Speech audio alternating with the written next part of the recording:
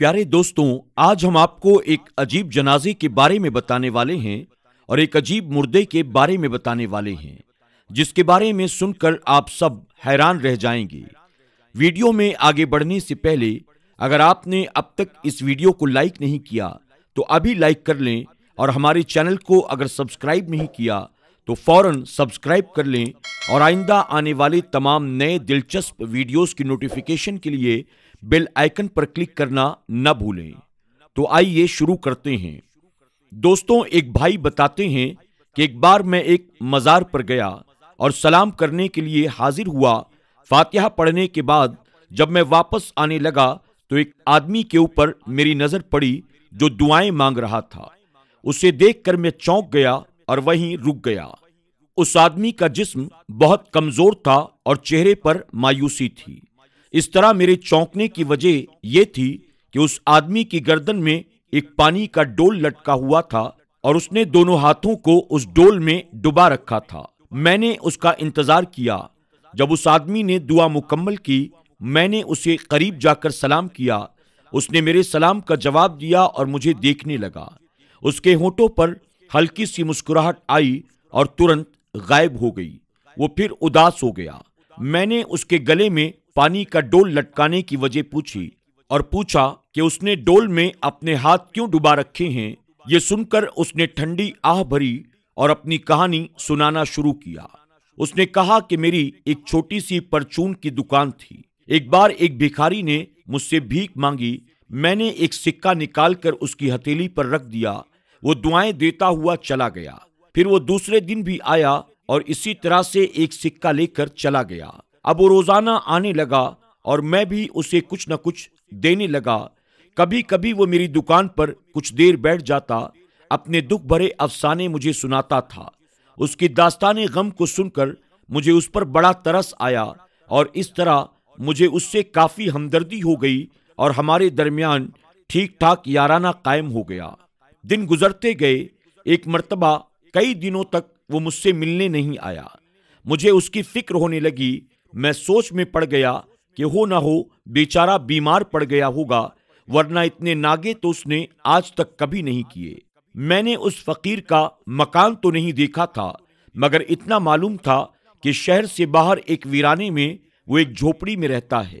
मैं उसे तलाश करते हुए वहां पहुंचा। शहर से बाहर वीराने में उसकी झोपड़ी के पास जब गया, अंदर जाकर देखा तो हर तरफ पुराने चिथड़े बिखरे हुए थे। एक तरफ टूटी हुई चारपाई पर वो फकीर लेटा हुआ था। वो सख्त बीमार था और लगता था कि अब कभी ठीक न हो सकेगा। मैं सलाम करके उसकी चारपाई के पास खड़ा हो गया। उसने आंखें खोली और मेरी तरफ देखा तो उसकी आंखों में हल्की सी चमक आ गई। अपने पास बैठने का इशारा किया। मैं बैठ गया।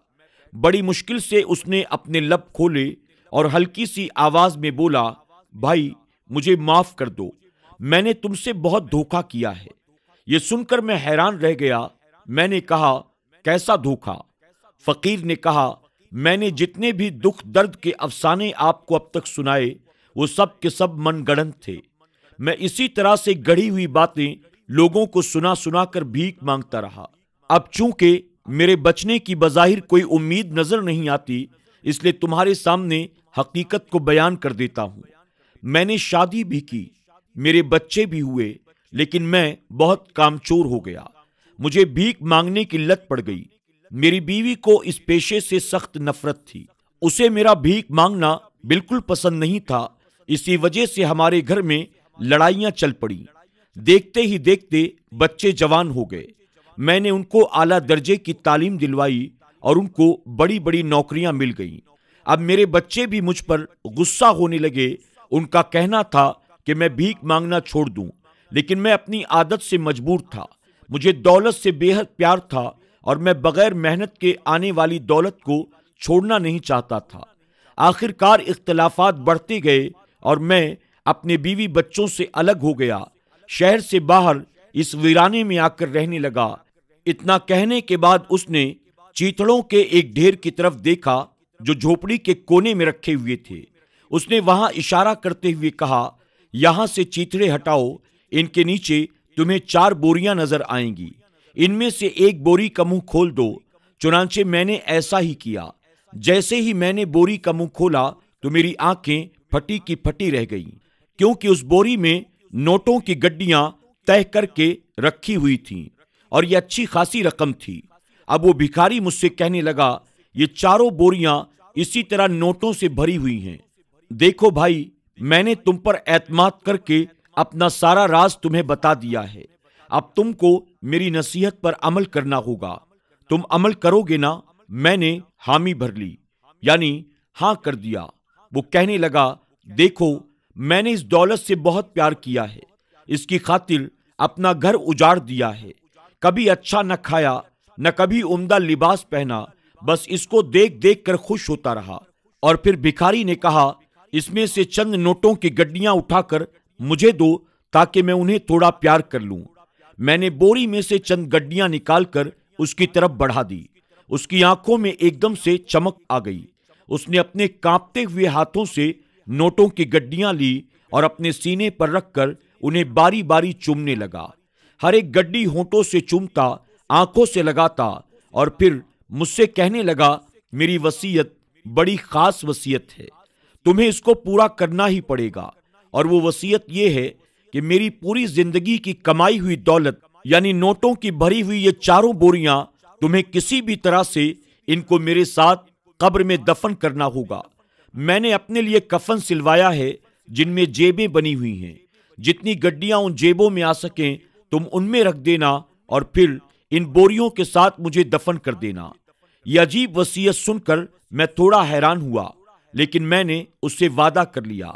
वो बड़ी हसरत के साथ उन नोटों की गड्डियों को चूम रहा था। अचानक उसके हलक से एक खौफनाक चीख निकली और उसका इंतकाल हो गया।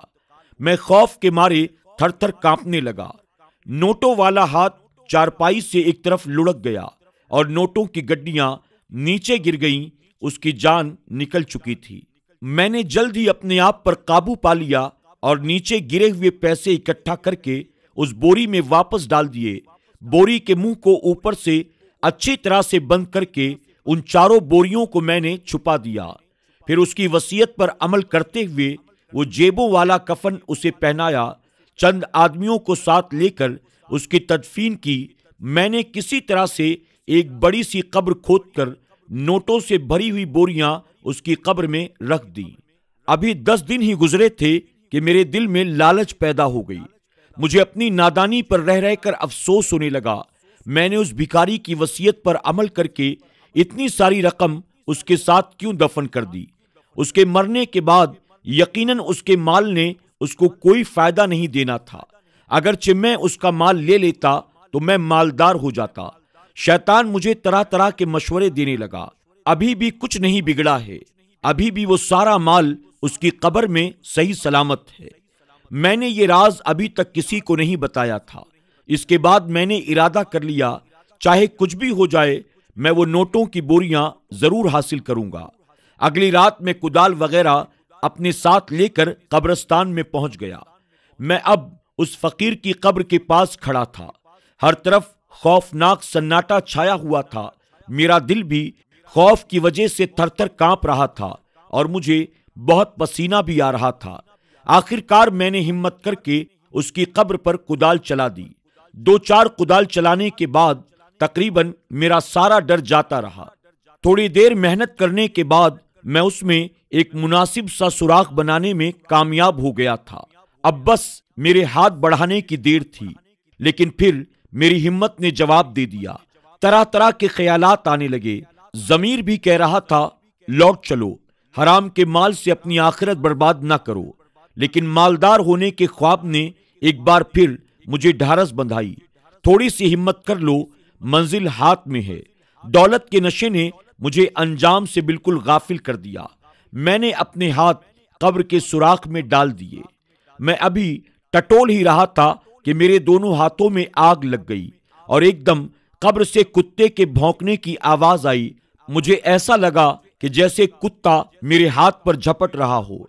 दर्द की वजह से मेरे मुंह से एक जोरदार चीख निकल गई और कब्रिस्तान के सन्नाटे में गुम हो गई। मैंने एकदम से अपने हाथ कब्र से बाहर निकाले और वहां से भाग खड़ा हुआ। मेरे दोनों हाथ बुरी तरह से जल चुके थे। اور مجھے بہت زیادہ جلن ہو رہی تھی۔ میں نے خوب رو رو کر اللہ تعالیٰ سے دعائیں مانگی، لیکن میرے ہاتھ کی یہ سخت جلن نہیں گئی۔ اب تک بہت سارے حکیموں اور ڈاکٹروں سے اپنا علاج کروا چکا ہوں، لیکن ہاتھوں کی جلن کم نہیں ہوتی اور نہ ہی جاتی ہے۔ ہاں، اگر پانی میں ہاتھوں کو ڈال دیتا ہوں تو مجھے تھوڑا آرام مل جاتا ہے، اس لیے اب میں اپنے ہاتھوں کو ہر وقت پانی کے اندر ڈالے رکھتا ہوں۔ دوستوں، بیان کرنے والے صاحب کہتے ہیں اس کی یہ داستان سن کر میں ایک دم دنیا سے غافل ہو گیا، دنیا کی دولت سے مجھے نفرت ہو گئی۔ پیارے دوستوں، آپ نے دیکھ لیا کس طرح سے مال کی محبت نے دنیا اور آخرت کو برباد کر دیا۔ بھکاری اپنے معاملے میں حرام کو چنتے چنتے مر گیا، اور جب اس کا دوست حرام دولت کو حاصل کرنے کے لیے پہنچا تو اس پر یہ مصیبت آن پڑی۔ ہم اللہ رب العزت کی بارگاہ میں دعا کرتے ہیں، اللہ ہم سب کو حرام مال کمانے سے ہمیشہ ہمیشہ کے لیے محفوظ فرمائے۔ اللہ ہماری قیامت تک آنے والی نسلوں کو رزق حلال عطا کرے، آمین یا رب العالمین۔ دوستوں، ہمارے بہت سارے بھائی ایسے ہیں جو دین سے دوری کی وجہ سے حرام و حلال کی تمیز نہیں جانتے۔ وہ پیسے شارٹ کٹ راستے سے کمانا چاہتے ہیں، جبکہ وہ غور نہیں کرتے کہ جس طرح سے میں مال کو جمع کر رہا ہوں، شریعت نے کیا اس طریقے سے مال کو جمع کرنے کی اجازت دی ہے۔ اللہ ہم سب کو عقل سلیم عطا کرے۔ انشاءاللہ بہت جلد ایک نئی کہانی کے ساتھ پھر آپ کی خدمت میں حاضر ہوں گے۔ تب تک کے لیے ہمیں اجازت دیں۔ اللہ سب کو اپنا حفظ و امان عطا فرمائے۔